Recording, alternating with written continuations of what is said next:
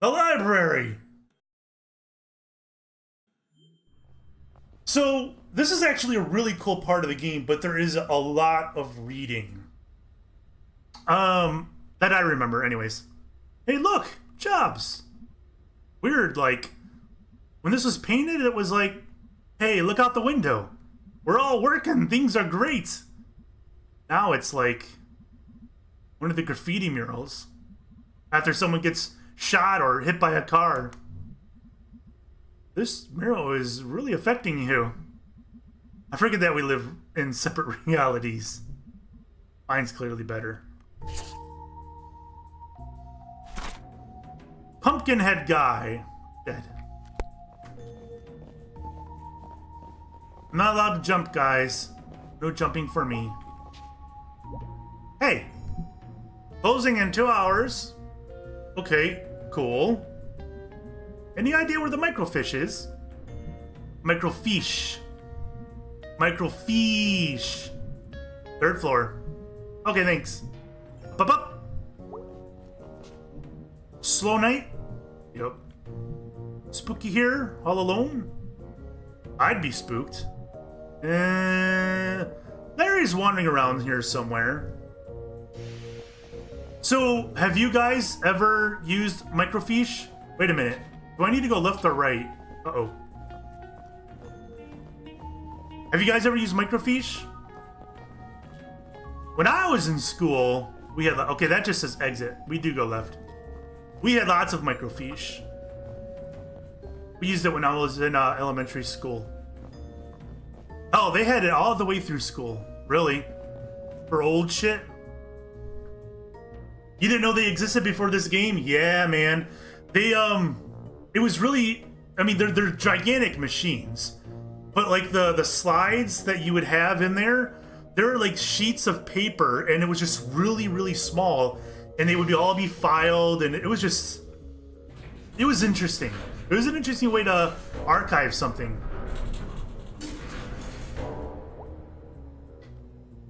Z Phoenix, you're my age, right? Or at least near my age? Yeah. Yeah, microfiche. That was the wave of the future, right? We didn't have computers when I was in elementary school. Looks like someone left something open on this one. It's a resume. Bob Targ, or 1967. 50 years old. Let's see. Experience mining, construction, and well drilling. Oh boy. I never think about getting a job when I'm old. 50 is not really old. I mean, should have money then, right? Ideally. It should be like guaranteed. Should be guaranteed in general. So, you gonna join my young socialist chatterbox group? Apparently not. Just a few years younger, but yeah, pretty much similar. Yeah. Holy crap. What? It's Charity Barity. What's Charity Barity? How do you not know Charity Barity? I assume this is something from school? School is of being 5 freaking years old. Alright. So this was a thing you liked as a kid? No, I hated Charity Barity. It does look pretty hateable. It was like you were kidnapped by a cult, and when they were like brainwashing you instead of some cult guy with a wavy dagger and a magic mask. That's not... Okay, yeah, go on. Well, instead of that, it was like this effing pink nightmare. And you were scared of it? No, I was bored to death. It was talking forever about, like, being kind to others. And, like, I don't know, helping an old neighbor doing engine repair? That sounds nice. Charity Barity helps old Mr. Plonko fix his hovercraft. No, that's the worst part. It always rhymed. Charity Barity, Pink Nightmarity. Charity Barity, I just don't carity. Geez, they sure made a lot of these books. I think they're still making them. This one looks pretty old. Garrity Barrity, danger everywhereity. That's vague and disconcerting. I could have just kept updating that one book. Alright, let's go.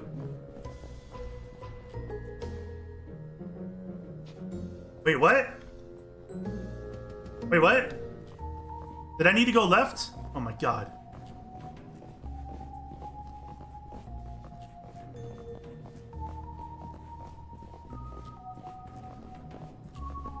Or did I need to go back to the elevator, I guess? Going up.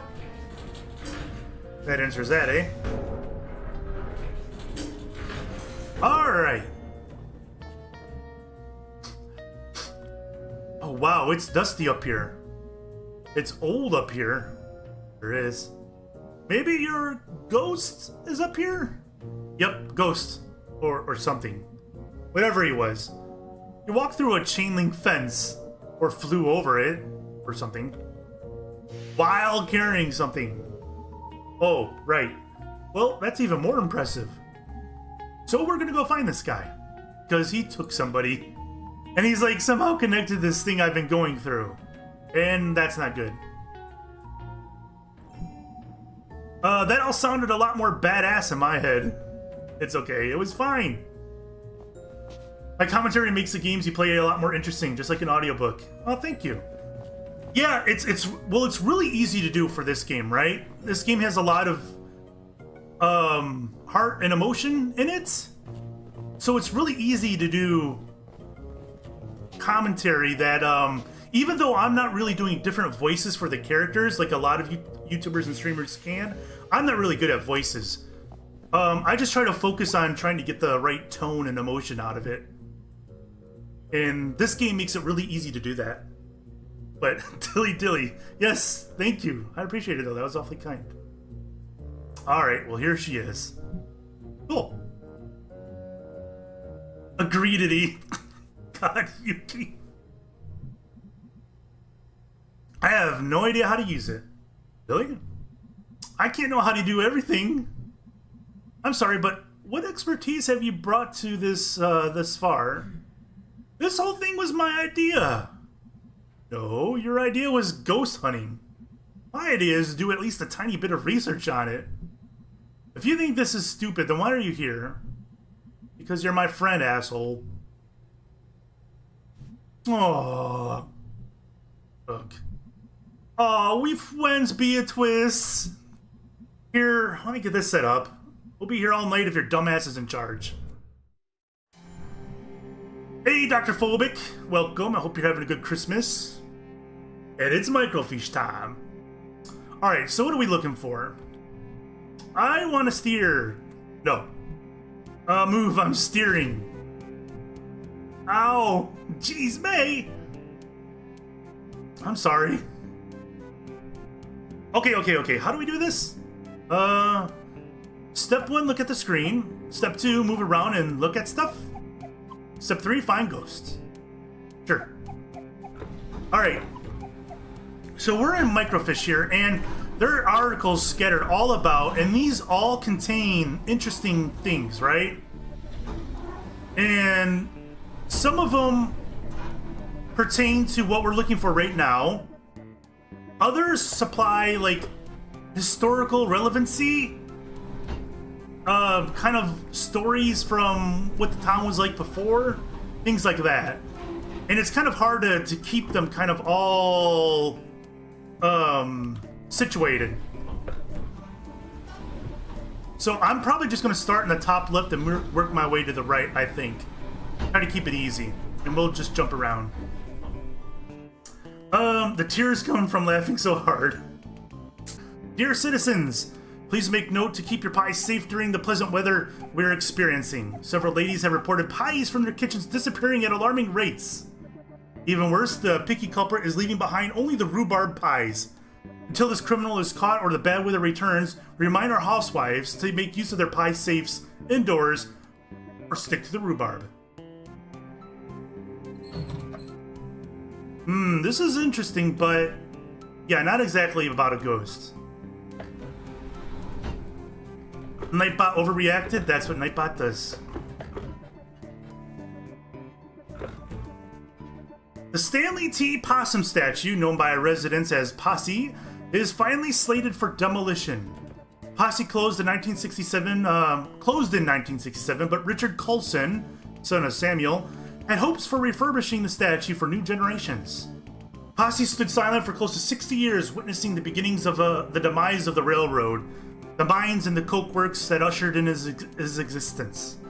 Teens and other vandals broke into Posse over the years, and climbing up through Posse became a rite of passage for many young people in the area.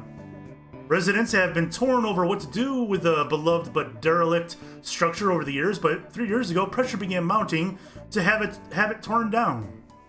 A storm knocked off Posse's ear, and the next year, Ralph Jenkins fell from the staircase and broke both legs. Samantha Coulson Glick, daughter of Richard, finally agreed that it was time for Posse to go. The demolition will begin at 12 p.m. on Saturday, and viewing areas will be set up at a safe distance. Alright, so before I continue on, I'm going to talk about these names real quick. Like Richard Coulson, son of Samuel, and Samantha Coulson, and Ralph Jenkins. So what the game is trying to do right now is it's trying to establish kind of like a history of a small town, right? With certain people having large roles in founding the town, and their children being involved, and the children of their children being involved, and it being kind of passed down from generation to generation.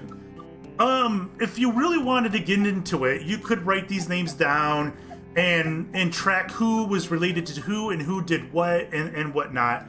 What I did when I first played this game is I read all of these, and then I rearranged them kind of like in chronological order to help understand it a little bit better. Obviously, that's impossible to do on stream, so I'm just going to read them as we go, and hopefully that'll be good enough. Local... Oh, wait a minute. No ghost found to be found here. The way you say ghost, it sounds like you don't believe me. Okay. Local ghost, Little Joe, added again. As the school children are quick to inform you, Possum Springs has at least one resident who won't show up on any census survey. Little Joe, purportedly the ghost of Joe Shade, a miner who died in mysterious circumstances some decades ago, is a favorite spook story of a whimsical and weird members of our community. His most recent activities seem to involve getting up out of his coffin in the old section of Possum Springs Cemetery and strolling around, unnerving visitors to the largest graveyard in Deep Hollow County. His grave has become a destination for unruly and often destructive local youths.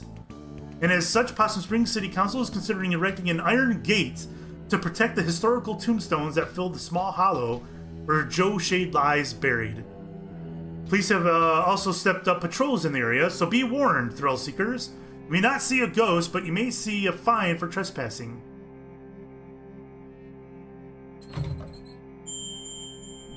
Oh, look! Scotch, so I can see. Scooch. Scotch. Oh my god. Graveyard. That's a gimme. I mean, if you're looking for ghost stuff, that's where they make a lot of them. Oh, looks like they saw him in the old section. Oh, cool. That's where his grave is. I'm actually interested in that. How could you not be interested? This is like actual dangerous ghost stuff. I like history. Well, ghosts are history. History that won't stay history. That's actually pretty good. Yeah, I like that. Progress Springs in Possum Springs. Randolph Stafford, owner of the Bell's Hole Mine Works, is partnered with Samuel Coulson, owner of Coulson Coke Works. So Samuel Coulson, from here, this is his son. This is him. Owner of Coulson Coke Works, Daniel Glick, railroad magnate, and prominent business owner Harrison Schregeist, to make some stunning improvements throughout the town. The four men desire to build a model of progressive living right here in Possum Springs. The old miners' double houses on Elm Street will be torn down and replaced with spacious single homes. A new elementary school will be opened nearby, along with a new state-of-the-art recreation center, courtesy of Arnold Applebaum. This is in addition to the improvements Randolph Stafford promised the previous striking miners. Alright, so this is also establishing that the people who founded Possum Springs were generally business owners, right? And that was kind of normal for the Rust Belt. They'll build plants out in the middle of nowhere, and towns would kind of like form near the plants so people could live near the plants. And so the people who own these companies would also often have a hand in those towns, and you get into, you know, some kind of nepotism with that, right? Family members get involved, it gets passed down through generations, and kind of all gets scooped up, and all the money stays with a small group of people. And that's kind of what it's establishing. Also, the striking miners is an important part of this story, so keep an eye out for the striking miners. This one? No ghosts. There's been another sighting of the albino groundhog from a very reliable source this time. Edgar Studer reports that he saw the pure white beast. I love how they call an albino groundhog a pure white beast. So it was digging near Shade Gap. Mr. Studer has declined to give any more of an exact location and implores his fellow hunters to admire this anomaly from afar and leave him to his business. We could not agree more with this upstanding citizen and remind townsfolk that if you're interested in seeing an albino creature, to stop by Sudi's Barbershop for a peek at the albino raccoon. We're certain this will assist your mind in completing the search for the groundhog.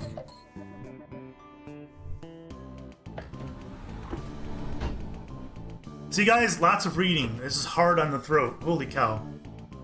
Underground gases afflict many.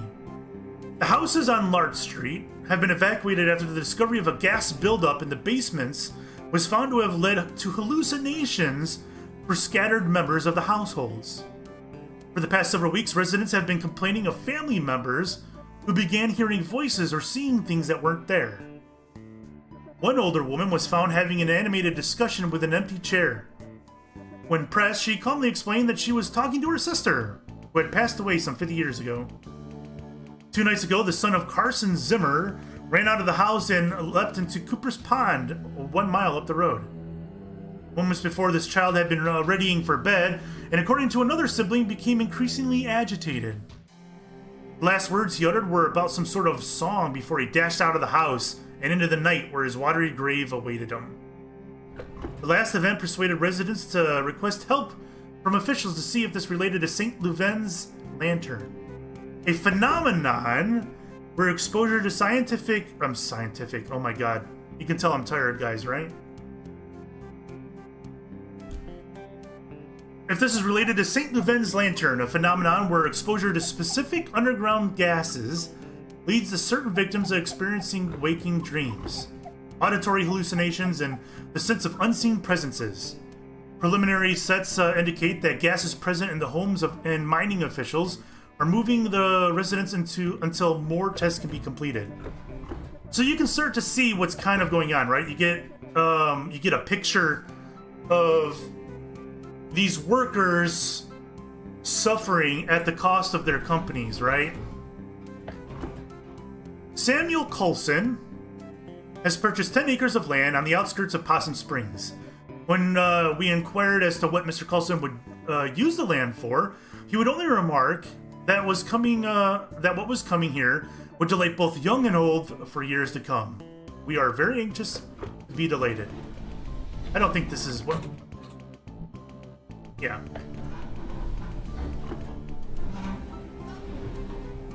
So here. I've been streaming for 6 hours. I think it's been 5 hours, but still, at that point, it's basically the same thing. The Stanley T. Possum statue has officially opened to the public, and we have to say, we are smitten. For 2 cents, one can enter Stanley and spend quite a lovely time looking the Possum Springs of yesteryear in the museum, enjoying some popped corn and fresh lemonade in the snack parlor decorated with Tiffany glass, electric lights, before heading up a full 10 feet to see the sights of our beloved town through the eyes of this grand possum. There's even a beautiful train diorama that will delight both young and old. We predict Stanley T. Possum will be a sight that all passing through our town will desire to behold, and will be sure to draw many crowds. So that's not the statue that's in the town right now, guys. Just in case you weren't sure. Yeah, we did that one. Strike! A strike at Stafford Mine has been called. The idea first arose after the memorial for the 1888 explosion victims. Miners gathered in the home of Arthur Borowski, Mae Borowski's relative, to continue the memorial to their friends. They also began recounting all the promises the bosses had reneged on this past year, including basic safety measures to avoid another explosion. A group of 20 miners entered the mines to begin the strike, and 30 more joined them before morning. All work has been stopped at the mine, and the miners are now striking in 8-hour shifts. Their wives and children have begun to bring food and water for the men. The bosses have stated that the mines are safer than they were a year ago, and that there's no need to act in this manner. Again, painting a picture here. Companies taking advantage of their employees, and the employees are starting to strike. New Old Town Store in Town Center. The old Pickaxe hardware store is set to have its grand opening this Saturday. We received a sneak peek of the store yesterday, and our town will benefit greatly from its new addition. Roy Burge is bringing 25 years of building experience into this new venture, and has stocked the shelves with all the nuts, bolts, and nails you would need for any project, plus the latest in tools. Stop by to see the latest trends in everything from handsaws to hammers. Best of luck, Mr. Burge. Alright guys, here we go. Possum Massacre. Severe violence broke out at the Stafford Mine strike today. The bosses arrived to attempt to renew talks and were taunted by some of the children present. Rocks were thrown at the National Guard, and strikebreakers opened fire on the crowd. After a few minutes, the smoke cleared and the gory scene revealed. 9 miners are dead, a dozen more injured. A young brother and sister were also shot dead as they were delivering a package of food to their father and uncle, who was on strike below when the shooting broke out. The photograph of the 2 children aged 8, 7, and 9 were shot in cold blood has circulated far outside our little county. The heinous act led to a personal visit from the governor to the strike site to meet with strikers. Independent inspectors were also brought in, and talks finally began. 45 days since the start of the strike. Bosses have agreed to comply to the current safety standards and to honor the demands of miners. Shit got serious real quick, didn't it, guys? So, this is what I love about this game, is that there's a lot of stuff on the surface, right? There's a lot of humor, and there's a lot of sadness mixed in. You know, there's Bee's history, there's Mae's history, her parents, they're struggling and whatnot. And there's this backdrop of this horror that this town has gone through. And it's quite a contrast. Pretty serious. Events! The last trolley will make its run September 4th. Bernie Goss, the longest employee with 25 years as an operator, will pick up passengers starting at the Market Street tunnel entrance and will end at the trolley garage, where light refreshments will be served and a speech will be given by the Congressman Archibald Reed. Twin Club will be meeting at the Stags on Wednesday night at 6 p.m. This month's craft will be knitted hats for the soldiers, along with a potluck. All mothers of twins of any age are welcome.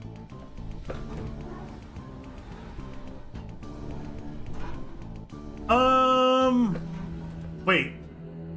Did I read this? The tragedy? An explosion occurred at 6:20 a.m. at the Stafford Mine. All work has ceased while men attempt to rescue any survivors. So far, 3 men have been pulled out alive, along with 20 dead. The explosion occurred 10 miles deep in the mine, and only one group of men were able to escape before the elevator's rope snapped, and the next group of men plummeted to their death. So far, hopes of finding more survivors is low. The main path to the tunnel caved in due to the explosion, and supervisors are still attempting to piece together exactly where everyone was during the accident. So, these guys were working in the mine. There are gases that are jacking up everybody on the surface. There's an accident at the mine. Lots of people died. The workers demand change. Change does not happen. They go on strike, and then the massacre happens. So you can see things kind of building up, right?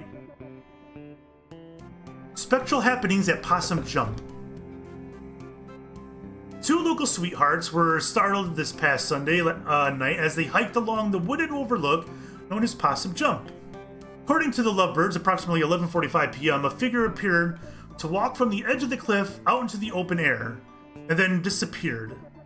Forestry workers the next morning were unable to locate any evidence of anyone having leapt from the great height, leaving the exact nature of what the two saw a mystery. A decent hike up into the State Forest Hills, Possum Jump is famous for its beautiful view of the Echo Reservoir. It also holds historical importance as it hosts the lonely graves of several persons involved in the Possum Massacre. So, Echo Reservoir, when I first played this game, I found to be super interesting because the game Kentucky Route Zero takes place, at least partially, on the Echo River. And I know that the devs of Night in the Woods has said that Kentucky Route Zero was a huge inspiration for this game. And so I don't know if Echo Reservoir was simply a shout out to Kentucky Route Zero, or if they're meaning for there to be some kind of tie-in, right? Maybe a minimal tie-in, but a tie-in nonetheless. So I found that to be quite curious that they used that. Hey, look at this. Yeah. Looks like Possum Jump? Let me read it. It's Possum Jump. Okay, yeah, that's back up in the state park, right? Yep. Ever been up there? Nope. Gonna check it out, though. Go nuts. That's actually probably only a mile or so from Miss Miranda's house. Back up in the hills. All kinds of stuff up there. Well, I'll try to avoid any basements. Or corpse husbands. Co-signed. The strike is now in its 30th day, with no end in sight. The bosses have refused to meet with the miners, saying their demands are too fantastical. The miners claim they are only asking for the bosses to adhere to safety standards that are already the law. National Guard was called in after last week's scuffle, and the Coulson Cokeworks Union has joined the cause, which has caused an uptick in national press arriving at the site. The women's camp has expanded its services from serving meals to beating any non-union miner from entering the mines. So far, they've been successful in both ventures. They don't want scabs, is what they're called. You guys know what scabs are? I don't know how common that term is outside of the Midwest. It was a pretty common term everybody knew up in the Midwest, in the Rust Belt, that is. But I don't know how common it is outside there, so I don't know if you guys know what a scab is. Sound off, opinion line. We would like to remind the men of our town to please refrain from spitting on the sidewalk. This unsanitary habit is unseemly and beneath you. Parents, please be sure your daughters are not participating in the new trend of skirts showing the ankles. I do not think we need to remind you which road of brimstone this temporary fashion trend will lead your daughters down. I've been witnessing more and more teenage girls coming into our town on a Saturday night unchaperoned, using vulgar slang terms, certainly unfit for me to print here, and blocking the sidewalks by walking arm in arm. They are loud and also flirt with boys unabashedly while smoking cigarettes. These young ladies need to be stopped before our young ladies get any ideas or our boys fall in line with the wrong girl. Young men have been seen around Possum Springs engaging in the ridiculous behavior of wearing mismatched patterns in their suits. This type of outfit may be all the rage in Bright Harbor, but good luck getting any respectable businessmen around here to employ you. You all look like rabid clowns. Councilman Puchinskaya's plan for 3rd Street is a joke. What else is there to say? I love how awful these people are, how old-fashioned. You heard of it, but you're not sure? I've never heard of that. Only scabs I know are the kind you get on your knee. Oh no, the ankles are showing, right? So scabs are people who cross picket lines. So unions are big in the Rust Belt, and as you guys just heard in the past 20 minutes, why unions were big, right? Unions these days kind of have they have a PR problem, let's put it that way. And that's not entirely not their, I mean, they have blame as well. But there was a time where unions were absolutely essential and important for workers, especially in the Rust Belt. And here we have companies taking advantage of workers, right? Of safety problems. Unions would help with that. Workers would band together and they would strike and force the hand of the company to put in certain safety measures so people don't get hurt. Well, when they go on strike, the company can't operate as normal. So what the company does, they'll go and hire someone else, probably at a cheaper rate, and pay that person to do the job instead. And that's kind of taboo in the Rust Belt. You don't cross the picket line. If a union is striking, you respect it. You let them do what they need to do and work it out with the company. You don't cross the picket line. That's just the way it was. But some people did, and those people were called scabs. I don't know exactly why they were called scabs. I don't know if it has anything to do with like having a scab on your skin. I don't know, but that's what a scab was. And they were looked down upon pretty heavily, actually. But at the same time, how can you blame them, right? They're living in the Rust Belt too. They have struggle paying the bills. They have families to feed. They have bills to pay. They need to do something. And sometimes they decide they need to cross a picket line. So that's what a scab is. Okay. Ghostly rumors haunt new historical society. Possum Springs Historical Society's conversion of the Schriekgeist House into its new headquarters and education center has hit a snag. So the house that we heard building there, they're trying to turn it into a historical society. Custodial head Jed Newsom has resigned, citing strange occurrences in the old manor. I'd be there for hours doing my work, and I'd hear someone walking around, trying doorknobs. I came out to see who was fooling, but there was never nobody there, said Newsom. Trying to get this map room operational for the children all the while, I'm looking over my shoulder, expecting to see God knows what. Look at this. I love how they censored God. Again, that's just another little tidbit that they're kind of showing you, along with, of course, the opinion page of how traditional the place was at one point. Mr. Newsom had previously requested to work only daylight hours when other staff were present in the building, but even that proved to be too terrifying. I don't go to the off-limits area anymore. I don't go up past the second floor, and then only to go to the office. I know the others laugh, say I'm seeing Little Joe or something, but they can all go spit. Little Joe, for the uninitiated, was a local ghost story popular some years ago. The Possum Springs Historical Society has refused to comment on Mr. Newsom's claims at this time. Hey! Ghost spotted. Historical Society. History that won't stay history. In a history place. History place? Yeah, I've never been. You didn't go back into school? I think this is when I wasn't in school. Oh, after the softball incident. Yeah, I mostly just watched TV and did therapy. Well, it's actually a pretty cool old house. Used to be owned by one of the mine owners or something? Railroad mine? Steel mill? Something like that. An actual haunted house? No. Elementary school kids are there all the time. They have, like, summer arts and crafts programs. Oh, well, still worth checking out. Okay, well, that's, like, 3 leads. Let's boogie. Let's boogie? Also, is that it? Nah, let's look at more stuff. Deep Hollow County Mourns. The final group of bodies from the 1888 explosion have been recovered 2 days shy of the 1-year anniversary of the tragedy. These 5 men bring the total of dead to 112. 2 of the men, Addison Pine and Henry Harvey, were the ones who set off the explosion. Although mine bosses have been informed that gas pockets were present in that section, they elected to not inform Pine and Harvey of the possible danger.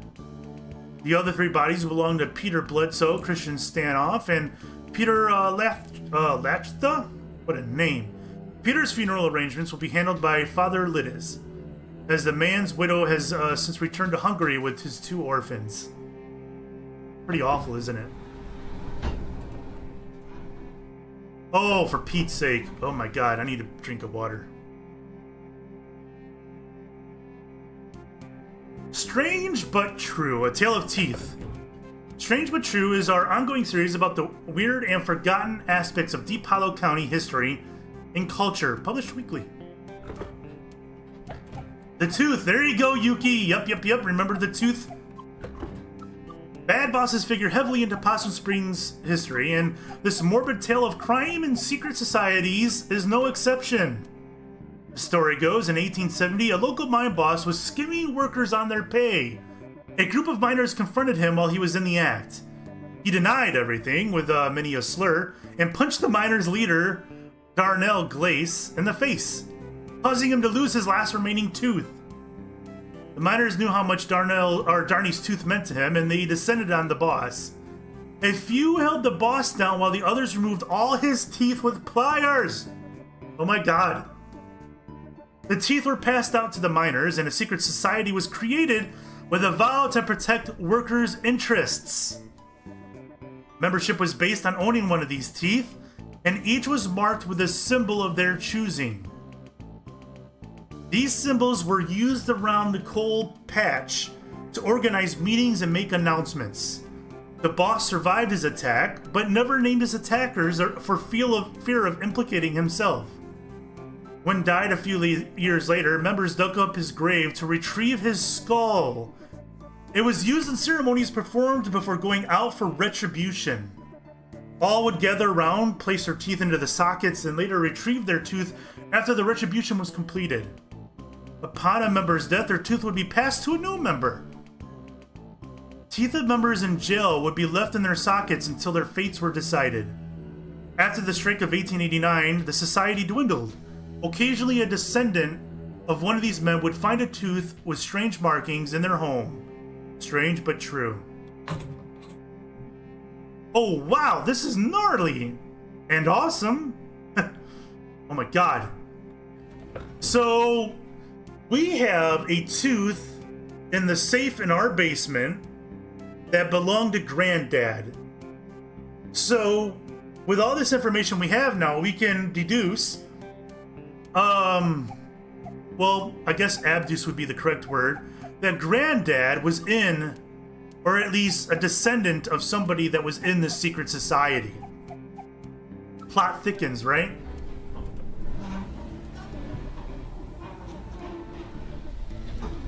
Holy shit, am I done? Oh my god. My throat is killing me. Alright, let's end the night. Uh-oh. Okay, I hit the right button. So, we've got some leads. Can I borrow your car this week? Do you even have a license? I mean, no, regardless, but do you? Nope. No license, no credit cards. I don't believe in money. You just believe in other people's cars and money. I didn't choose to be born into this society. Okay, well, I have, a job. So I can't drive you around to all these spots. I can maybe do the graveyard? I need to go there anyway. Cool, I'll see if Greg wants to do the other two. And I probably don't have to say this, but just because something happened in the past doesn't mean it's going to happen again. Hey, nerd. Ever hear that history repeats? It does. It does the same thing over and over again. So we just been in a loop since we were living in caves? Yep, that's science. Oh my freaking god.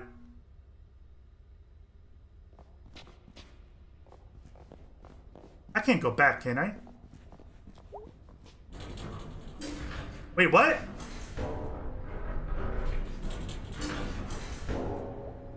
Hold on.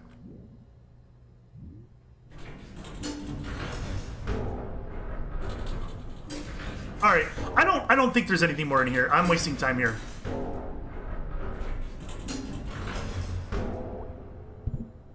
Going down.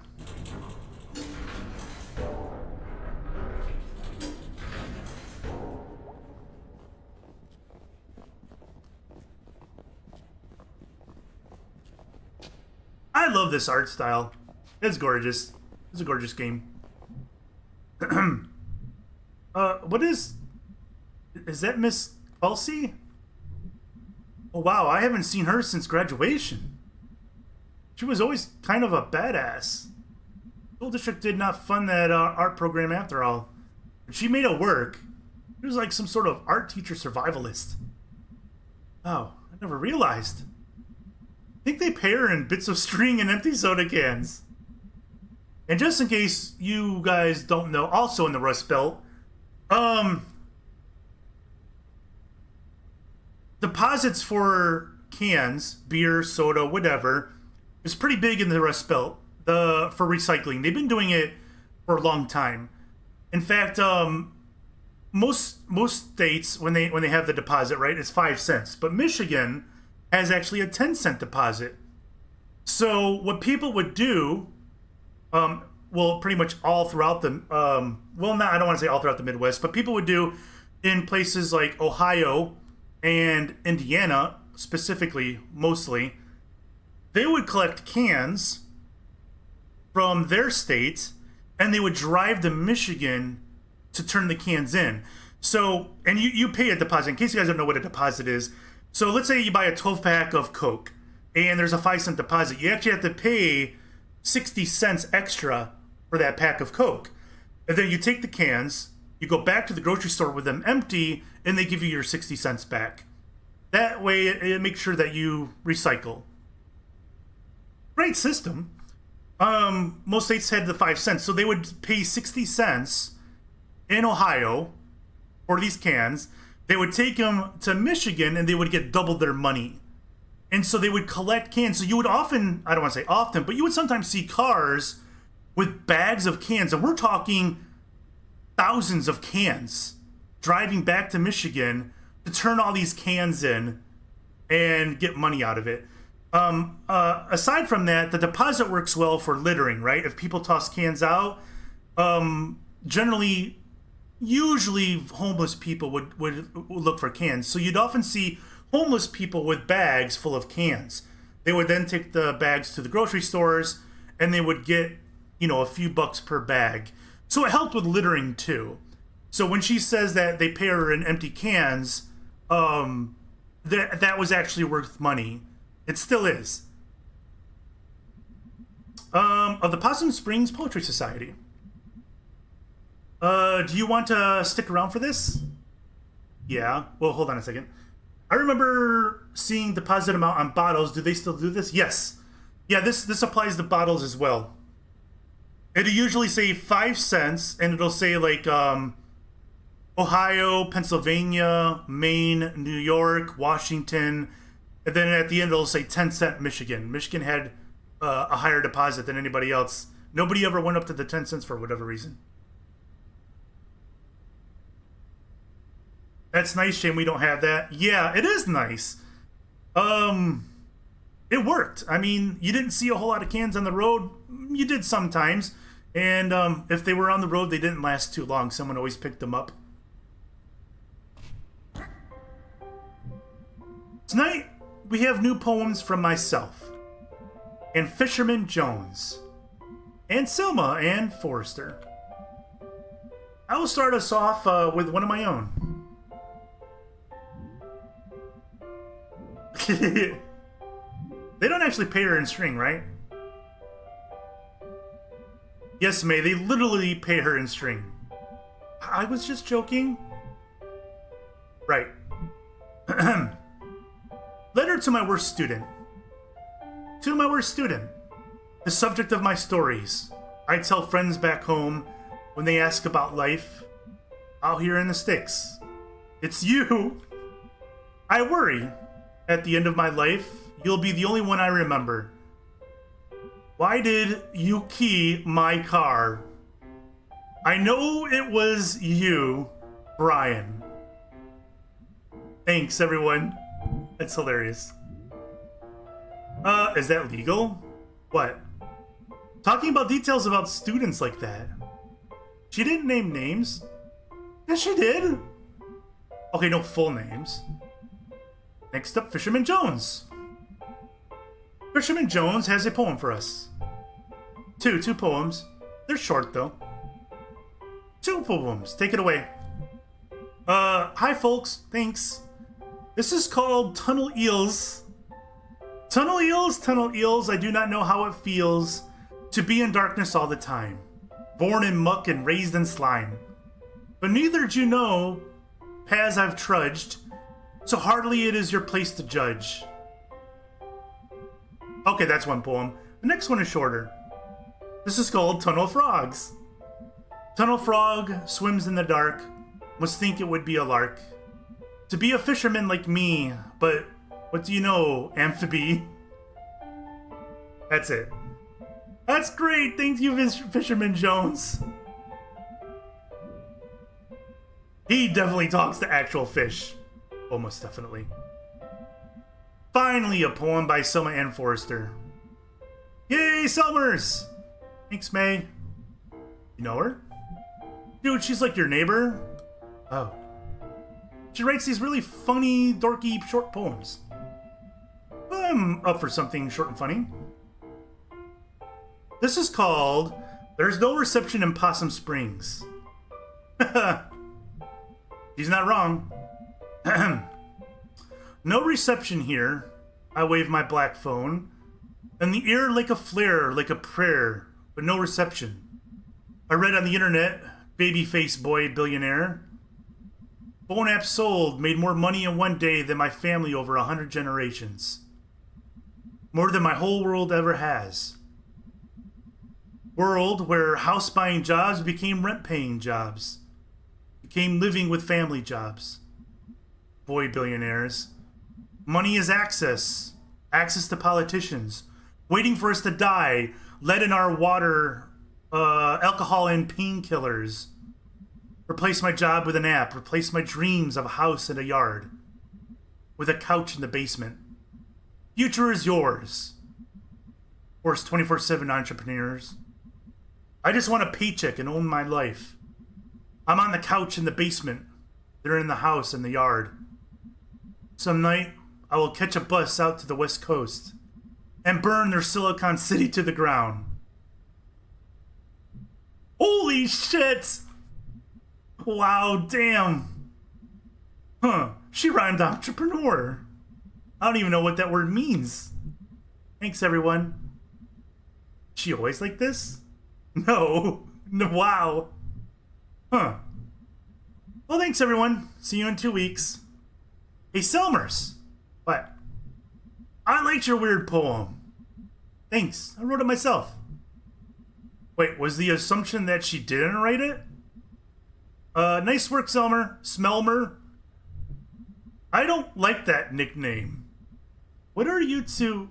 Sorry. Let's go. We go now. Yeah, isn't that fantastic? I love how they built up Selmers, right? She wrote these really short, weird poems, right? Nothing that seemed to be very deep. And then she breaks out that poem, and that is like the Rust Belt in a nutshell. Like, holy shit, right? And I really like how they included the lead in the water thing, which is obviously a shout out to Flint. And while everybody knows about the whole Flint situation with lead in the water, right? What people don't know about that situation is that Flint is not the only city that's got that problem. Hundreds of cities in the Rust Belt have that problem. Cities all over Michigan and Illinois, Indiana, Ohio, Pennsylvania, hundreds of cities have that problem. Flint, I think, has it worse than most, if not all of them. but they became sort of like the poster boy. But they weren't alone. It's a problem all across the area. It's pretty sad. Anyway. Well, I got about 30 euros in water bottles lying in my closet. Nice, Dr. Phobit. Make sure you turn them in. Good poem. I agree. Anyways, back to game. Okay, thanks for coming. We live here?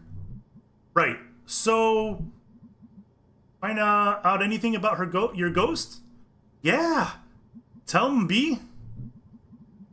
There were some newspaper clippings that talked about a ghost. And not just any ghost, Little Joe. I don't really remember Little Joe. He's a ghost miner. He died in mysterious circumstances. Wow. I know, right? Mysterious. I thought you were, like, afraid of this ghost. Like, filled with, like, dread and shit. I'm terrified. Oh, okay. So, it mentioned 3 different places we can all check out. I have work and stuff. Yeah, Greg and I also have work. You guys skip out on work all the time. Maybe we can, like, split this up. Share custody of you and your ghosts. Well, what places were you thinking about? The graveyard. I call that one. It's close and not illegal. Is there an illegal one? Sure is. The Historical Society. You know, you don't have to, like, break in. The people there, like, get paid to show it to you. Anyway, I'm in for the Historical Society. Awesome. So, what did I get stuck with? Possum Jump. I know Possum Jump. We used to go there in Scouts. Perfect. Okay, I need to, like, actually get home and do work. Oh, this is gonna be awesome! And also, I'm scared to death.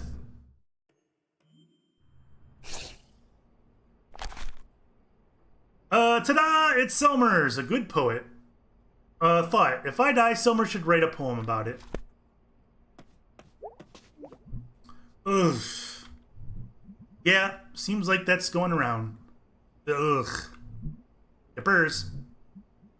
So, you and Mom had a bit of a fight yesterday, huh? Yeah. Thought you two were getting along. We are. Just a bump. You two, always two alike.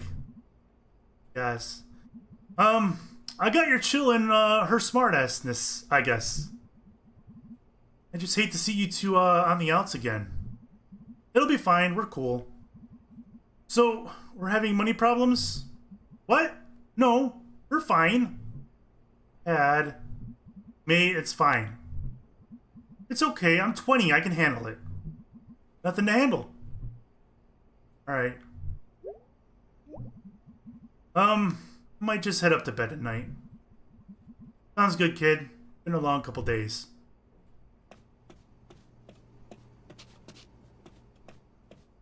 And how?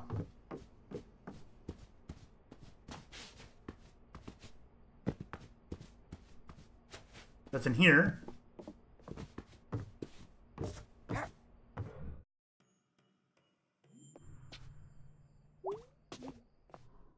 Let's hop on the laptop, see what we got going here. Holy cow. Hey, let me know when you want to hit the cemetery. I should be around most nights this week. I don't know.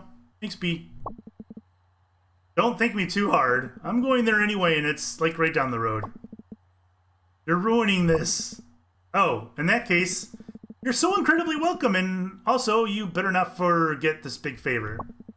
That's more like it. I'm falling asleep. Had fun tonight. Sorry if I was grouchy, it's just... It's fine. Wait, did you fall asleep? LOL. Yo, I looked up the Historical Society on the internet. It's real, but then they did big renovations. Really? I mean, listen, I'm not saying there's a ghost, but old stuff that just got torn up seems like Ghost Central. What's up? You're a ghost hanging out in an old house. And then someone puts in a pool where you died or something? Haunted pools would actually be pretty scary. I'm spooked. I'm going to bed. Hey, Mae. Let me know when you want to go to the park. I looked up a map and it's a pretty straight shot up to Possum Jump. Okay, great. We never really get a chance to hang out. It'll be fun, I think. Alright, I'm going to sleep. Hey, sir. Upset. Lady. I'm a feline.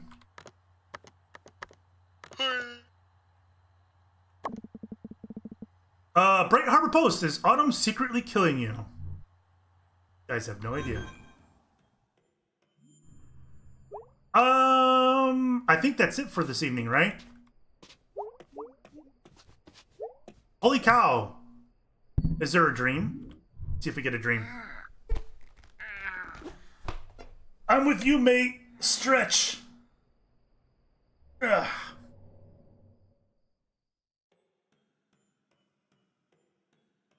Survey says we're in a dream. I didn't even see that there. That scared me.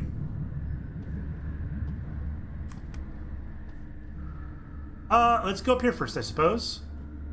Hello, Mr. Man floating in the sky over there, and giant fish flying in the sky for whatever reason.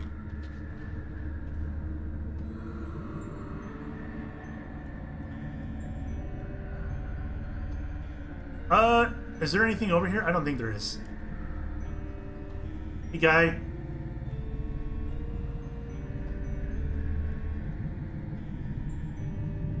Well then, I just fell to the ground. Alright, let's go lower right then.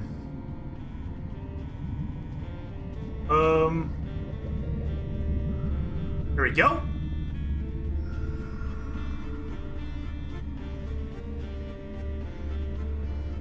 Which, oh, well, I fell down there. It's over here.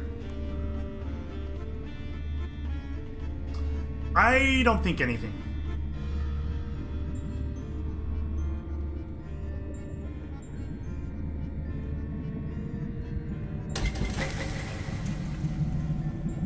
Wait, do I not have to touch the lamp itself? I just have to touch the...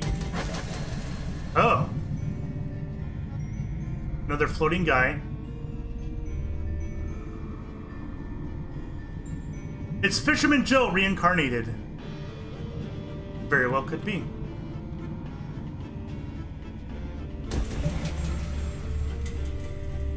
Alright, one more.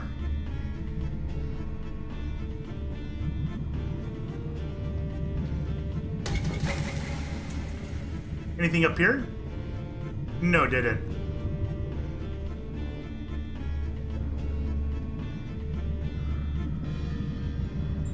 I don't know if the fish can hurt you. Can it? It can't, can it? Oh, look who it is.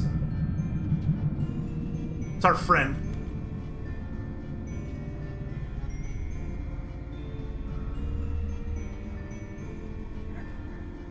We got one more to find. There's something fishy around here. Oh my god. You guys really like puns, don't you? Maybe you should scale it back a little bit.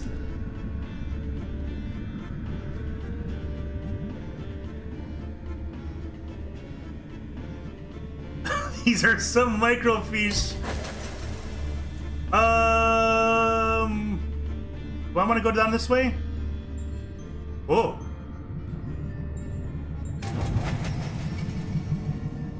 It's not very finny. Oh my god. What have you guys turned me into?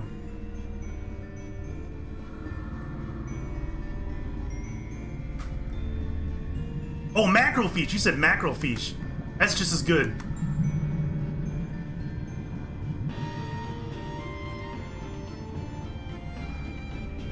Alright, so we got all 4 of our musicians. Now we just need to find the middle again. Oh, whoa.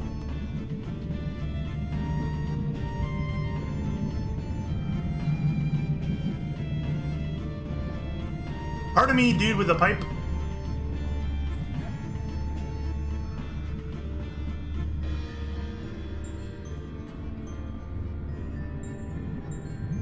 That's one whale of a tail. Oh my god.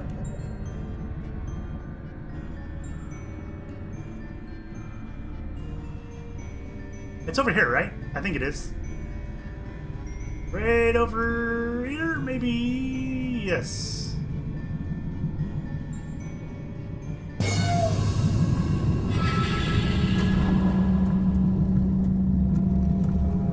Some crazy bird.